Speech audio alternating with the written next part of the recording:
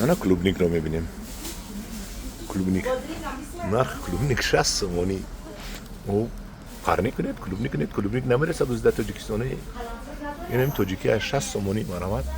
پولی کمایی بگذار 40 سومونی شما بفروشید و پرنیکو کنید کلوبنیک کنید یا من درست میگم مهنت کنید اجرت نروید من همیشه خودمون میخوریم خریدم 40 سومونی 50 60 سومونی خریدم لیکن کلوبنیک کلام دست نبینید